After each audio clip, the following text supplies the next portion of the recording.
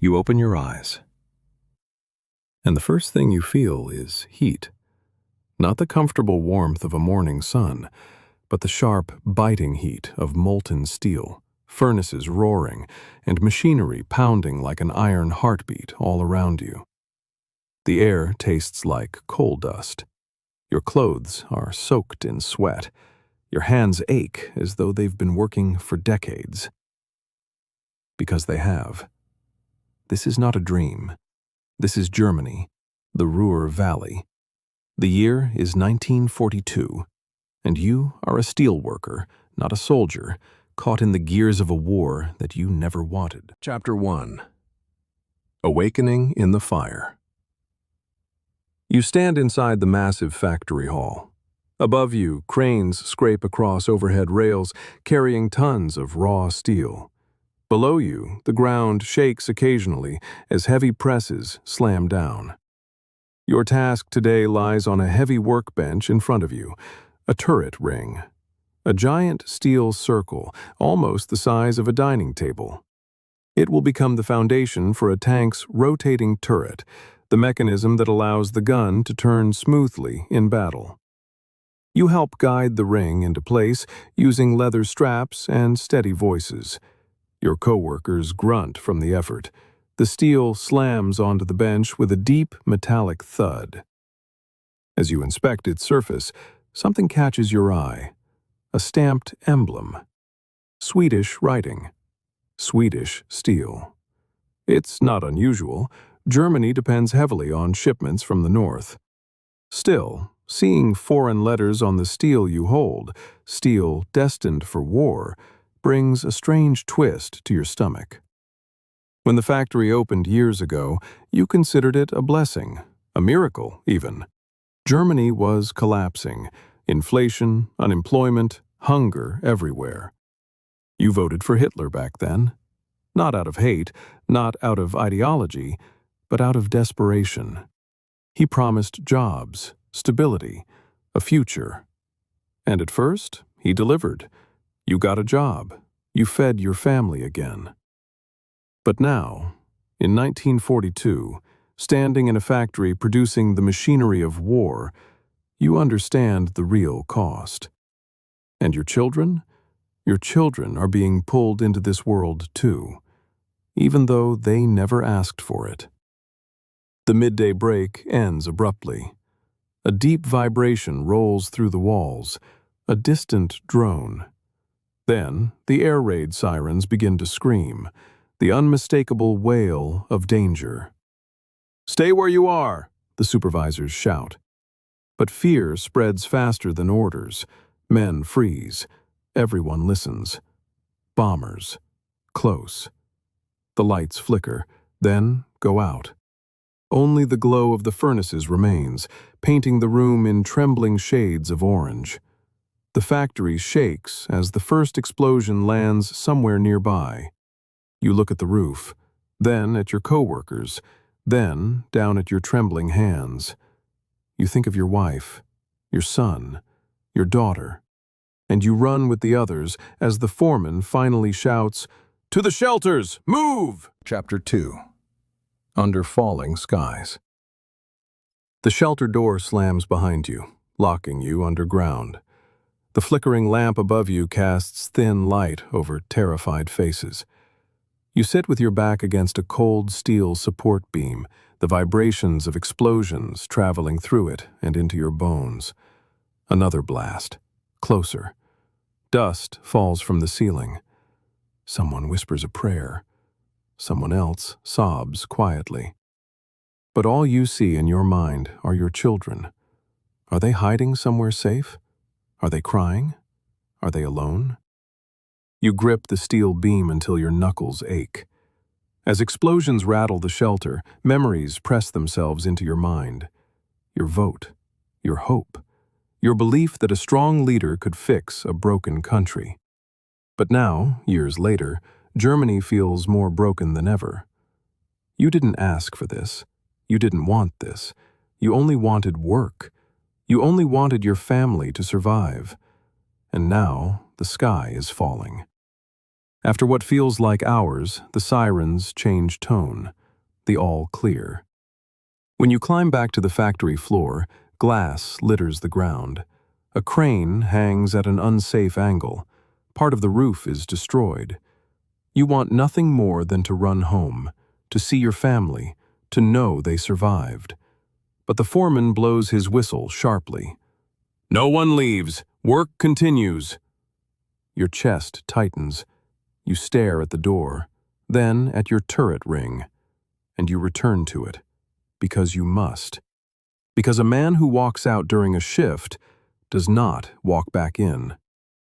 Hours later, when the shift ends, you sprint through bomb-damaged streets to your house.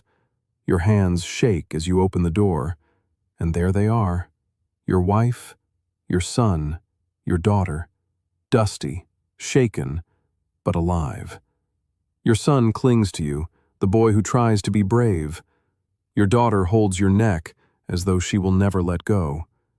You breathe them in like air after suffocation, and you whisper, "I'm here. I'm here." Chapter 3. The Children in Uniform. Morning arrives with cold gray light. Your son dresses in his Hitler Youth uniform, the uniform he was forced to wear. Not proudly, not willingly. He looks at you, voice trembling. "Papa, I don't want to go today." Your heart cracks. You place a hand on his shoulder. "I know," you whisper. "I know." Your daughter is packing bandages for her school assignment, children preparing medical supplies for a war they should have no part in. She asks, "Papa, why do we make so many?" You have no answer. You return to the factory. New rumors spread. The front is worsening. Supplies are dwindling. More boys are being taken. A group of propaganda officers visit the plant. "You men are heroes of the fatherland," one announces. No one believes him. No one claps. People just lower their eyes and keep working. Silence has become the safest language. During lunch, you find your son's Hitler Youth Handbook tucked under your tin. You flip through it, page after page of slogans, lies, obedience. Your hands tighten. Quietly, without fanfare, you tear out one page. Just one. A page that tells boys to sacrifice everything. You fold the torn page and slip it into your pocket. It won't change the war. It won't save the country. But it feels human. It feels like saying no in a world where the word no is dangerous. Later, Dieter, the man at the press, approaches you, pale and shaken. "They're drafting boys at 16 now," he whispers. "Maybe even younger." Your heart stops. Your son is 14. 2 years, maybe less. Suddenly, the factory feels like a cage. The war feels like a giant mouth waiting to swallow your children whole. And you feel powerless. Chapter 4. A Country Running Out. Winter arrives early that year. The cold creeps through the walls long before the first snow, settling into every corner of your small home. You wake shivering, despite the blankets and the closeness of your wife beside you. The coal ration is smaller than ever, barely enough to keep the stove alive for a few precious hours. Your wife hands you your lunch tin. It feels lighter than at any point in the war. "No potatoes today. They were gone before dawn." But you both know the truth. They never arrived. On your way to the factory, you pass a narrow alley behind the bakery. A woman stands there, glancing nervously at the street, before quietly calling to a young mother, "I have flour, real flour. Price is double. Tomorrow it will be triple." The mother hesitates, afraid of patrols, afraid of fines, afraid of everything. But hunger is louder than fear. A small cloth sack changes hands.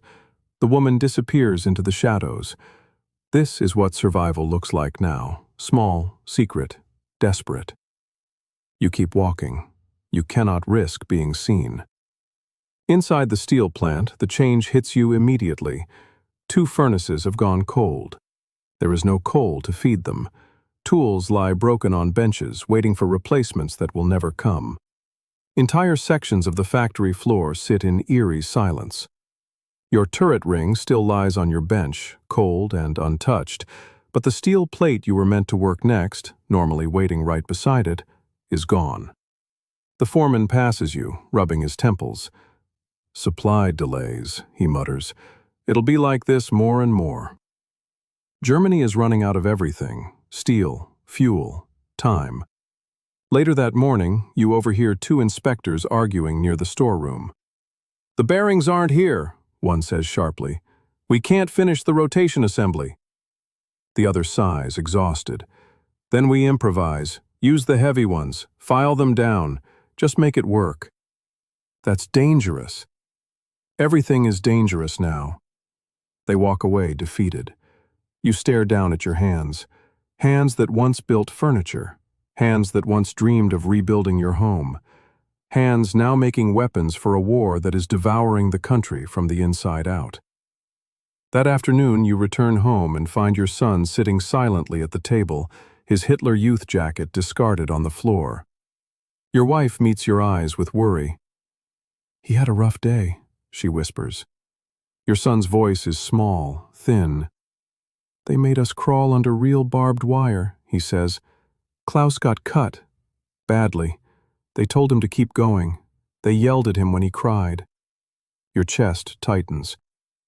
"They said next week we'll start rifle drills." His voice. "Papa, I don't want to do this."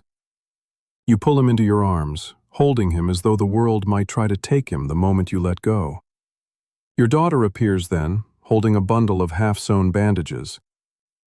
"Papa," she asks softly, "who are all these bandages for?" You swallow hard. You can't answer. A week later, you and your wife walk to the ration office together. The line stretches down a corridor of thin faces and hollow eyes, mothers clutching children, old men leaning on walking sticks. When you finally reach the counter, the clerk barely glances up. "1 loaf, half sugar ration, no meat." Your wife blinks. "No meat again?" "Not unless you're a soldier," the clerk says. She glances down at the family sheet listing your son's age. The clerk hesitates. Something softens in his expression. He pushes a small handful of flour across the counter. "Take it, quickly." Outside, the cold wind stings your cheeks. Your wife squeezes your hand. "How long can we live like this?" she whispers. "This isn't a life." You don't know how to answer. That night, after the children fall asleep, the kitchen feels cold and hollow. A single candle flickers on the table between you. Your wife sits with the ration book open on her lap, its pages worn, thin, and tired, just like everyone else. She turns one page slowly. "I don't recognize our life anymore," she says softly. She doesn't look up. This isn't the country we hoped for.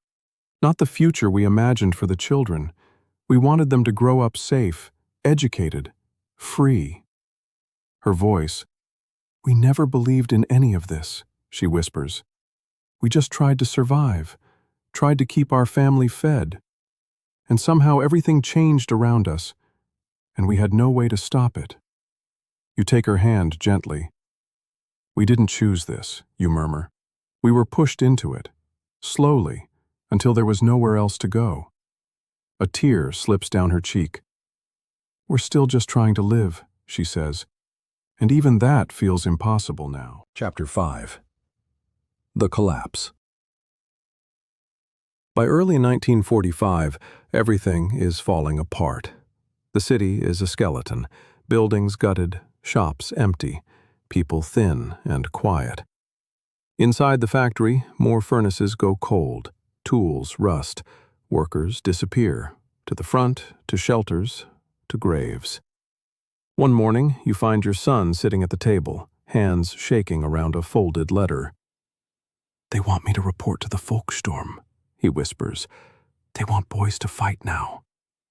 You pull him into your arms, fiercely, protectively. "No," you say. "No one is taking you." Your wife weeps silently. Artillery grows closer each night. The rumble never stops. The city shudders under bombardment. Your children sleep in their clothes. Your wife keeps a bag packed in case you must run. Every evening feels like the last. Then one morning, the factory foreman calls everyone together. "We're shutting down," he says quietly. "No more steel, no more parts, no more war." Men stare at him, stunned. You walk to your workbench and run your hand across the final turret ring. It will never be used, never kill, never rotate beneath the weight of war. And for the first time in years, you feel relief. That evening, a neighbor rushes into your house. "It's confirmed," he says. "Hitler is dead. Suicide. Berlin is falling." Your wife gasps. Your son stares. You sit down, overwhelmed. No joy, just exhaustion. A heavy release. The man you once believed might save your family destroyed everything. Artillery tears through the city one final time. You gather your family in the basement. The walls shake. Dust falls. The ground trembles. Your son clutches your arm. Your daughter hides in your wife's coat. You say nothing. There is nothing left to say. You simply hold them and wait.